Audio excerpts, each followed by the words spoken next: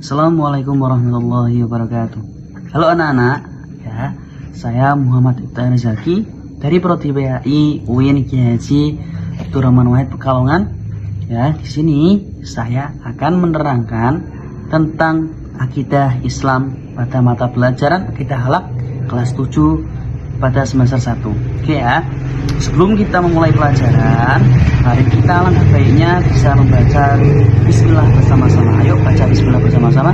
1 2 3. Bismillahirrahmanirrahim. Oke, kita sudah membaca bismillah dengan menyebut nama Allah ya. Semoga kita semuanya mendapat ilmu yang manfaat. Amin amin ya rabbal alamin. Oke. Sebelum mengenai akidah Islam, Bapak mau bertanya dulu. Saya mau bertanya dulu nih. Apa sih akidah itu? Nah, akidah itu berasal dari kata bahasa Arab yang artinya akoda, akidu, akidatan. Nah, artinya apa? Akoda, akidu, akidatan itu artinya adalah ya ikatan atau janjian.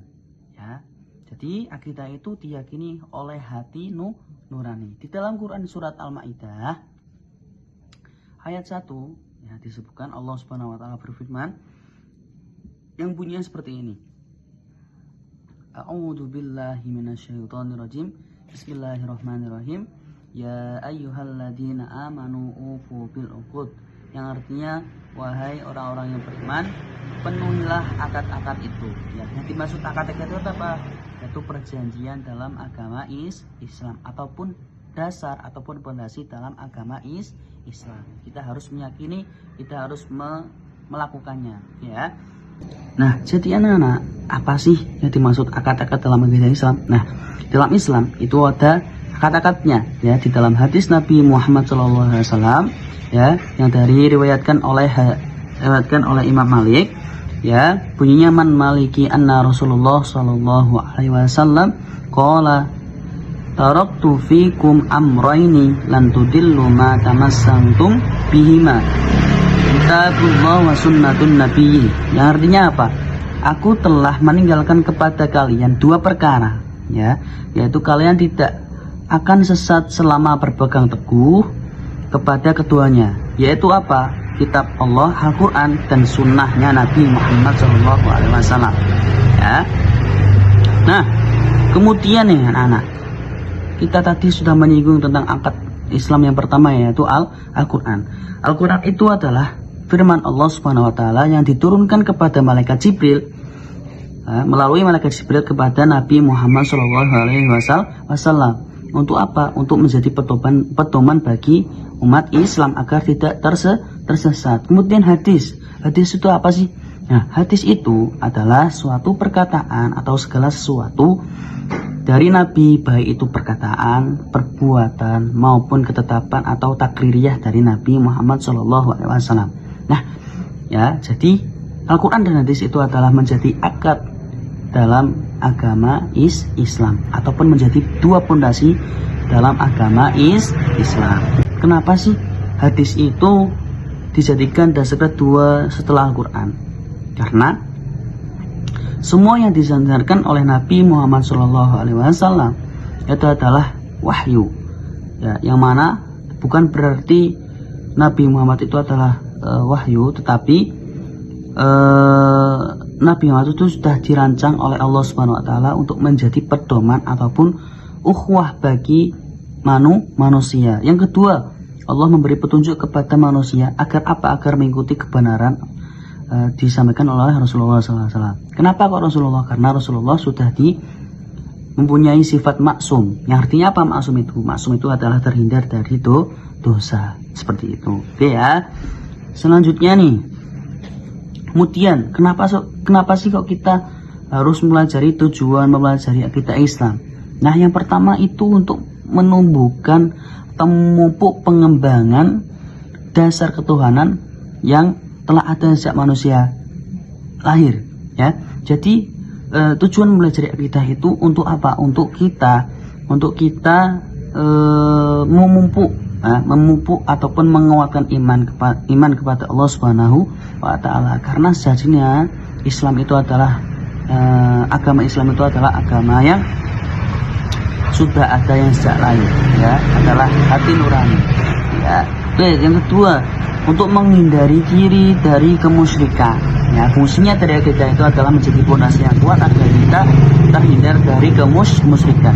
Yang ketiga, untuk menghindari dari pengaruh akal pikiran yang menyesatkan. Pastinya. Kemudian nih, di dalam agama Islam, ya, itu ada yang namanya iman, Islam, dan ihsan. Ini adalah menjadi fondasi dalam ataupun perilaku dari Islam. Ya, yang pertama, iman. Iman itu apa sih? Ya, iman itu adalah suatu kebenaran yang harus diyakini oleh hati. Yang diyakini oleh hati.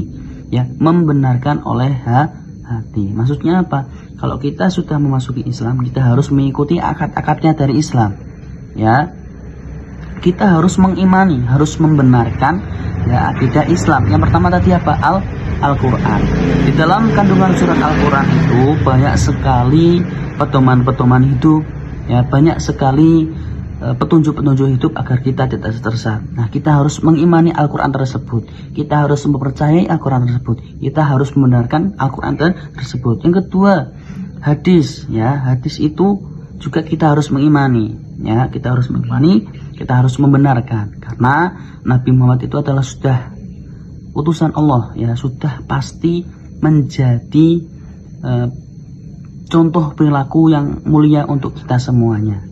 Oke, ya, jadi iman itu adalah membenarkan, ya, membenarkan atau meyakini dengan hati, ya, mengucapkan dengan lisan dan dilaksanakan dengan perbuatan atau anggota badan. Itu adalah iman.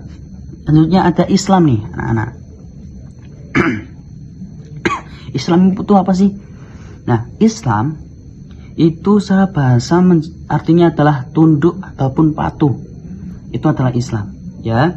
Jadi menurut Islam itu adalah agama yang mengajarkan agar manusia itu tunduk patuh dan berserah diri sepenuhnya kepada Allah Subhanahu wa Ta'ala. Karena apa? Karena sejatinya kita itu adalah bukan siapa-siapa. Karena kita itu makhluknya dari Tuhan semesta alam. Ya, tanpa Tuhan, tanpa Allah Subhanahu wa Ta'ala, kita tidak bakal menjadi manusia yang baik. Kita tidak akan menjadi manusia yang mempunyai etika dan sebagainya. Ya, jadi Islam itu adalah maksudnya apa?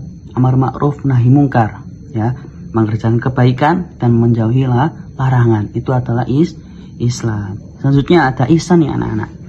Ihsan, ya, ihsan itu adalah dalam bahasa Arab adalah perbuatan baik atau berbakti kepada sesama atau mengabdikan diri, ya. Jadi sedangkan istilah itu adalah berbakti dan mengabdikan diri kepada Allah Subhanahu wa Ta'ala dengan landasi kesadaran dan keikhlasan. Nah, ihsan itu adalah puncak dari seorang muslim, ya. Ihsan itu adalah puncak dari seorang muslim. Karena kita sudah mengimani, membenarkan, kita sudah Islam, sudah tunduk, ya, sudah tunduk kepada Islam, ya, sudah mengikuti perintah Allah Subhanahu wa Ta'ala. Dan ihsan itu adalah perbuatan dari iman dan Islam tersebut.